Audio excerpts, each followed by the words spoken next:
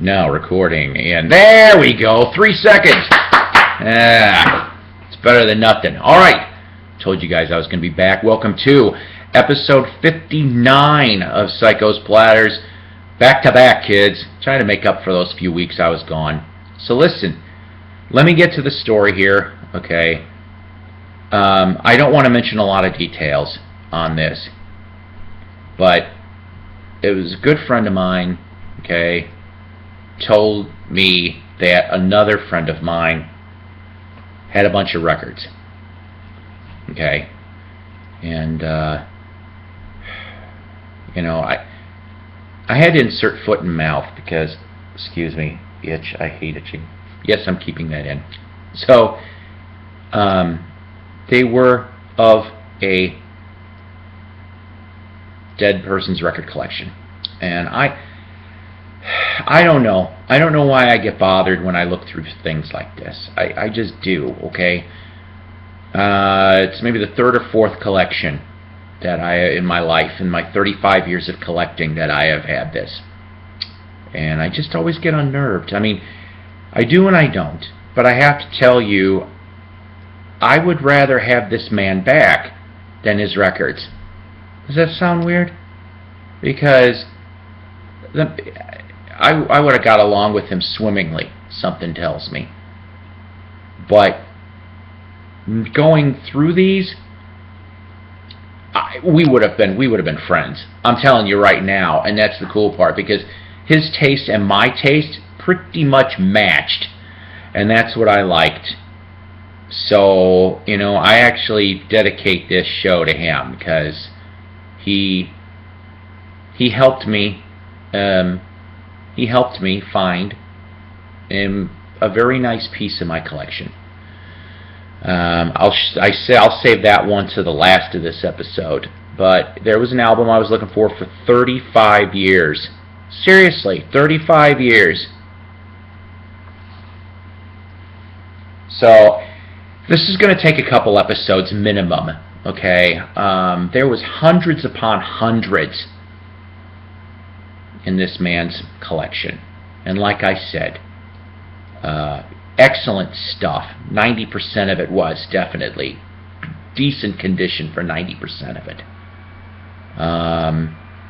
But like I said, I'm just pulled various out of here. Okay, the only one that's of any organization is the last album I'm going to show in this clip, and I know I'm going on 3 minutes. So like I said, I'm back. Be back and forth for this, but we'll see. All right, straight off the top, 1975 on Capitol Records.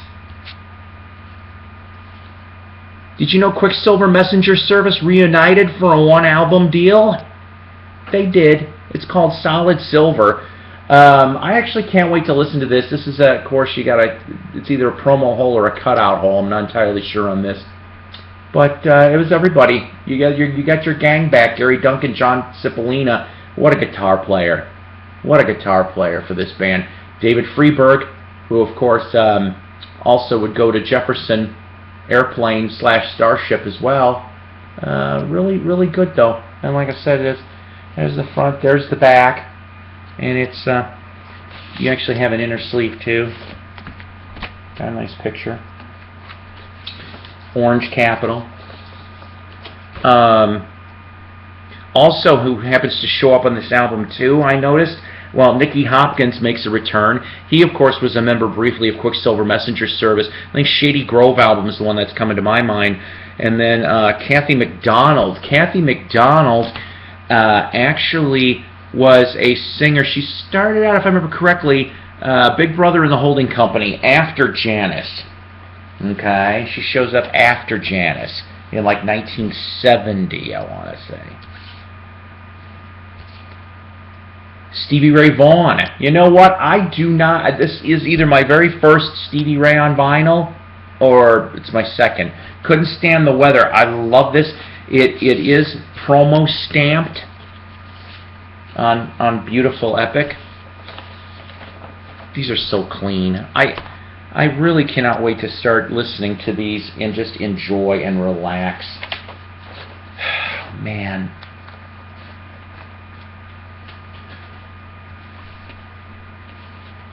Captain Beyond, Sufficiently Breathless. Yeah, I had this a few years ago, but unfortunately I can't remember. I traded some things, but I got it back, and I'm glad. Nice gatefold on Capricorn.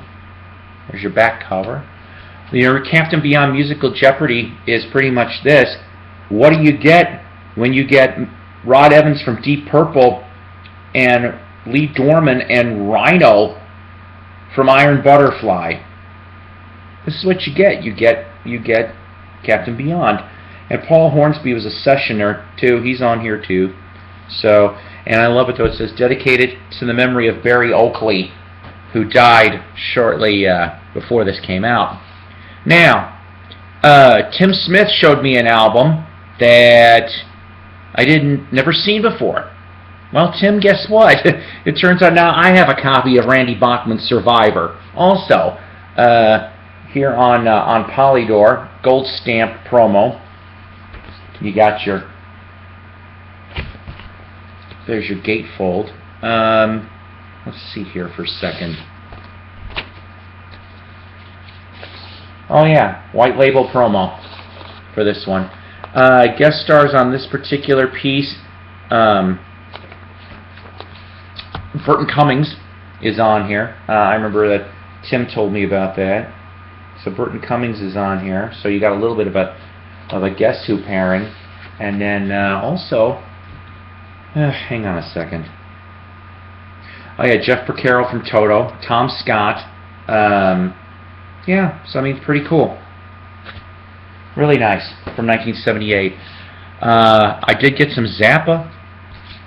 Zappa and the Mothers, Roxy and Elsewhere, On Discreet from 1974.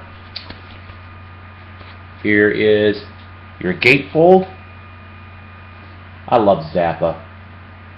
Man, oh man, oh man. This particular lineup for 1974, you got Frank Zappa, George Duke, Don Preston, Napoleon Brock, Chester Thompson. I didn't know Chester Thompson played drums for them. If you don't know who that is, he would end up drumming for Genesis during the Phil Collins era. I'll show you one of these labels. Like I said, On Discreet. Now, you know, I mean, the only thing, and I certainly am not complaining about this, is he really wanted to make sure that everybody knew that it was this person's records. He either wrote on the labels in light pen or something else like that, or on the inside of the covers. Well, you know, that was the thing to do back then, you know. I'm not gonna get him for that. Spooky Tooth's Witness on Island. This one here, actually, you do have Gary Wright and Mick Jones, who would end up going to Foreigner shortly afterwards on a nice Island label.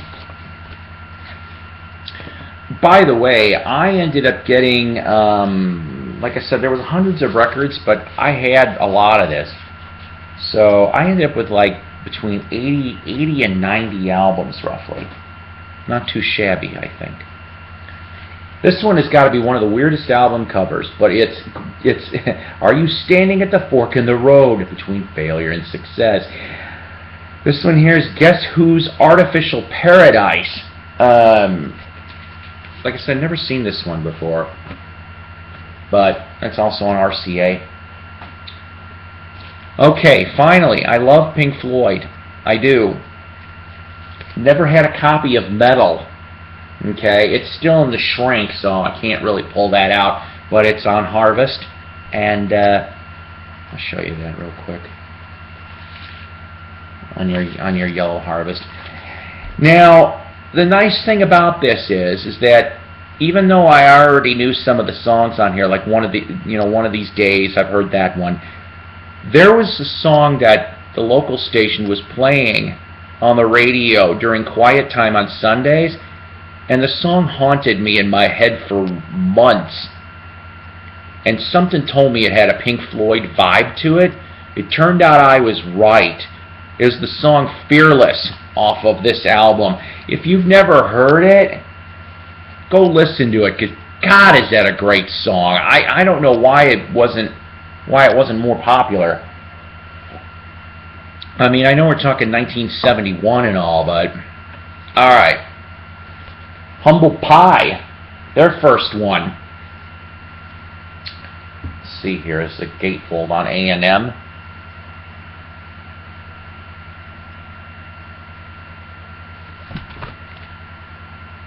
Here's your back. And let's see here. Oh, that's funny. And like I said, brown A&M for this. I like Humble. You know, there is this one here has a minor seam split on the top. But you know what, kids? I don't care because I like it. This one I've never seen before. Now I know I found out this is not the original version because there was a group photo cover, if I remember, on this. But this would be a something tells me that this is a 67-68 release based on the label. Eric Clapton and the Yardbirds with Sonny Boy Williamson. I just think it's kind of really neat. I love the Yardbirds. That's your back cover, and then like I said, your label for this. Now I know it originally came out in '65, okay, but that's what the label looks like here. So something tells me that I think this is 67, 68, most likely 68, I think I want to say. I'd love to find the original, but you know what, till then, this will be beautiful just the same.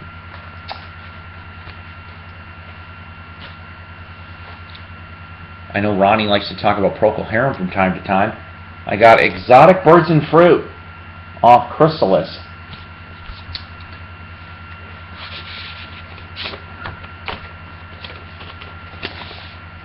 A nice green Chrysalis label from '74. Okay, this one I never saw before. It was kind of nice too. Still in the shrink. It says $2.99 on it. Yardbird's Favorite from 1977. Like I said, I've never seen this one before. And of course, this is in the Target Epic orange.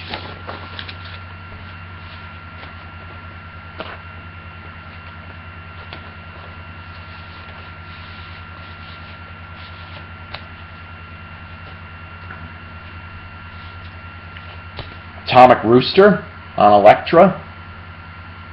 I think this is cool. I've actually been wanting this one. This also got Death Walks Behind You.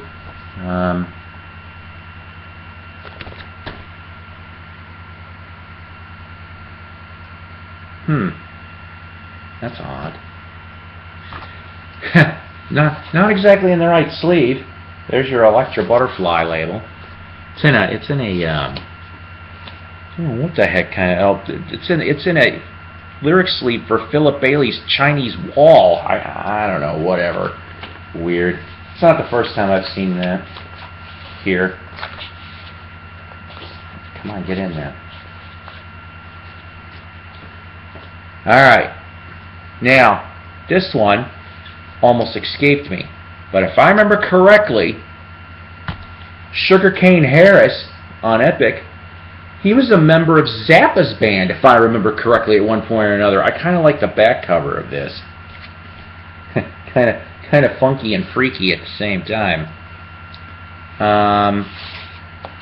Let's see. Okay, that one here, Target label Epic.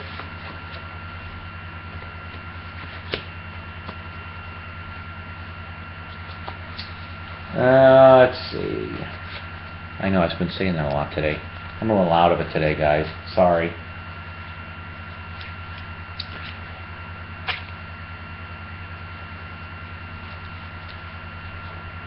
Jefferson Airplanes After Bathing at Baxter's on RCA. Still sealed from 1984 on Atco. Vanilla Fudge's Mystery Album. I remember when this came out. It was nice to hear that the Fudge was back together. But, like I said, this is on Atco. And I don't know, I hate to admit this, I'll probably keep this sealed. Alright. This next album I have been looking for literally for 35 years. I physically have only ever seen one other copy of this album so far in my record collecting lifetime. And it was a white label promo of this. I don't even want to know how much the guy wanted.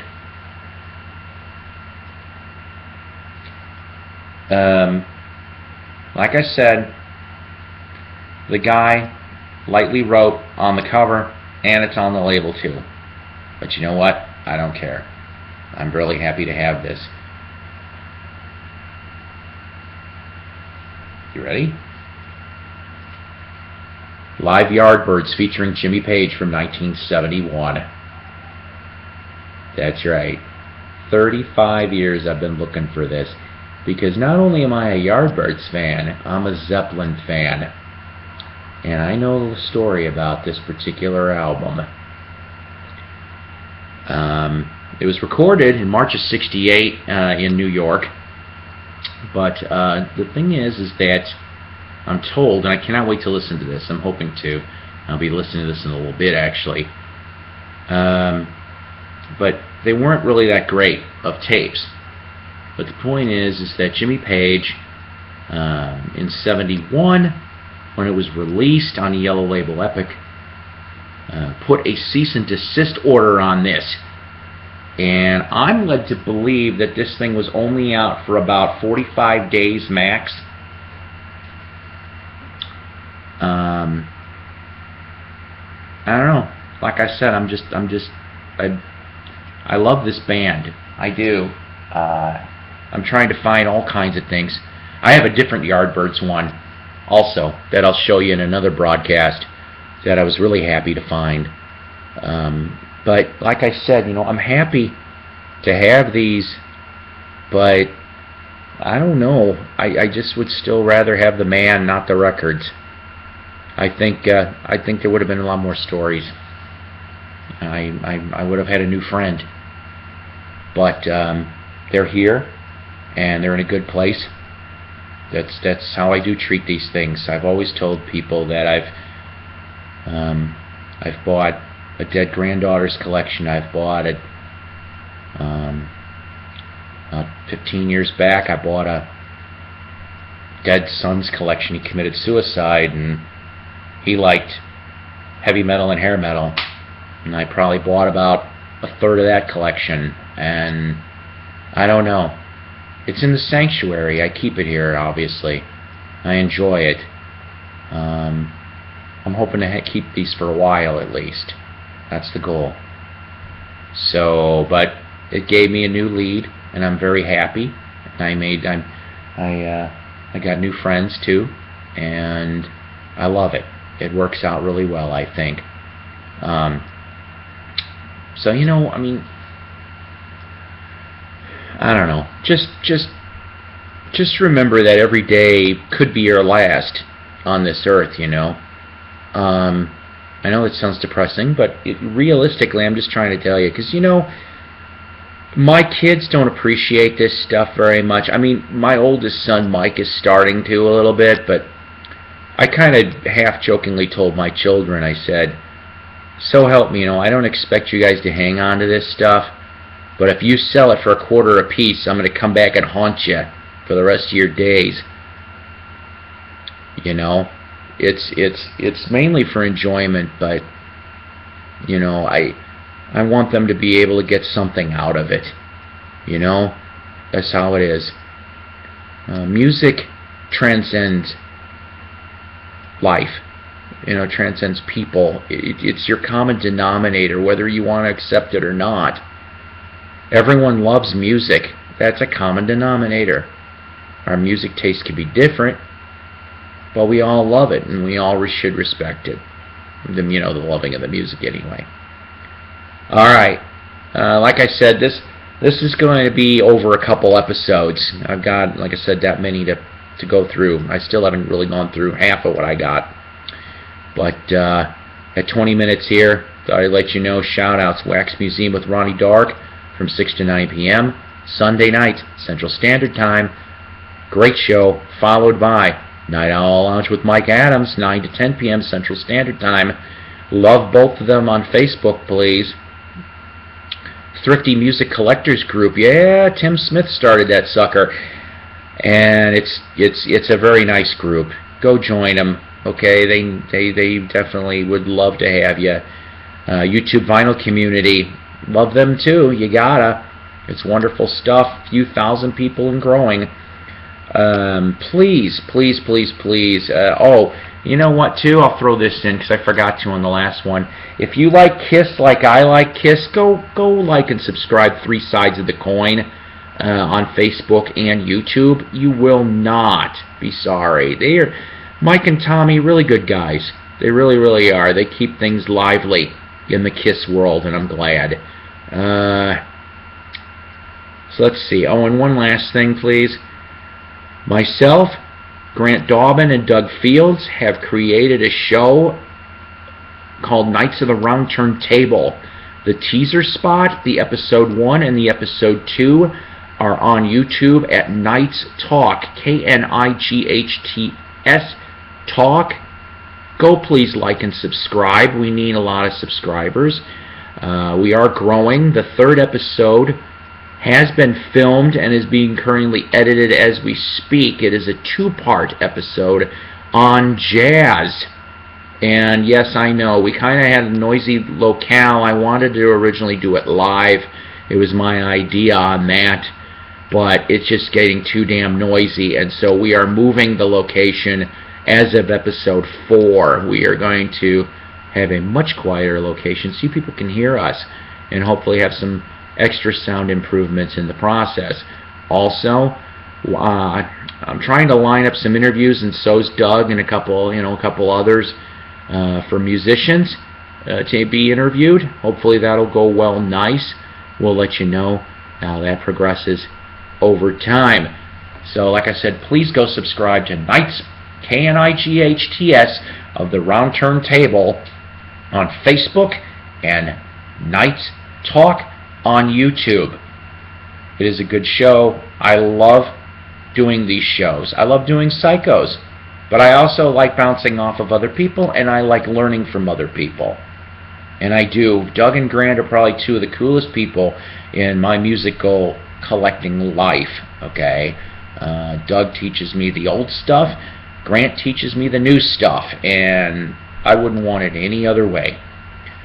Till next time, take care, God bless, rock on.